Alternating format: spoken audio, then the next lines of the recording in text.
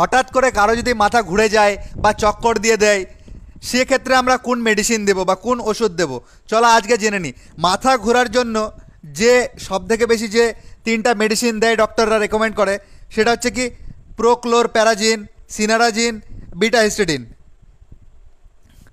তো যদি কারো মাথা ঘুরে যায় তাহলে কি যেটা সবথেকে বেশি ইউজ হয় সেটা হচ্ছে কি প্রোক্লোরপ্যারাজিন 5 mg, ঠিক আছে, যেটা আমাদের স্টেমেটিল এমডি নামে পাওয়া যায়। পপুলার ব্র্যান্ড নেম হচ্ছে অ্যাবট কোম্পানির, সেটা হচ্ছে স্টেমেটিল এমডি।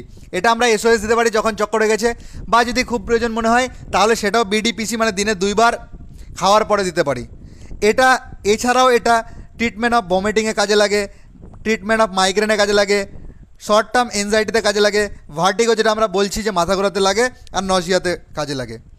এছাড়াও সিনারেজিন 25 mg, সিনারেজিন 25 mg, যেটা ভার্টিগন ব্র্যান্ড নেমে আসে বা স্টাজেরন ব্র্যান্ড নেমে আসে বা ভার্টিরন নামে আসে। ভার্টিগনটা হচ্ছে কি জেনোফার্মার, স্টাজেরনটা হচ্ছে কি জেনসেন ফার্মার, আর ভার্টিগনটা হচ্ছে কি সিপলা কোম্পানির। এরপরে যেটা মেডিসিন বললাম বিটা হিস্টিন, বিটা হিস্টিন 8 mg আছে বা 16 mg আছে, যেটার পপুলার ব্র্যান্ড নেম হচ্ছে কি ভার্টিন, অ্যাবট কোম্পানির ভার্টিন। তো এই 3 প্রকার, এই 3টা মেডিসিনের নাম বললাম, যে কোনো একটা দিতে পারো তুমি, ঠিক আছে। 3টা মানে 3টা একসাথে দিতে হবে না, 3টা হচ্ছে কি যে কোনো একটা দিতে হবে, ঠিক আছে।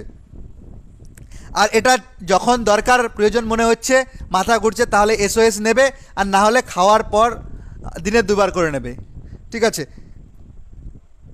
কখনোই কোনো মেডিসিন নিজে থেকে নেওয়া, সেলফ মেডিকেশন করা উচিত নয়, সর্বদাই ডাক্তার বা ফার্মাসিস্টের পরামর্শই নেওয়া উচিত। Thank you so much.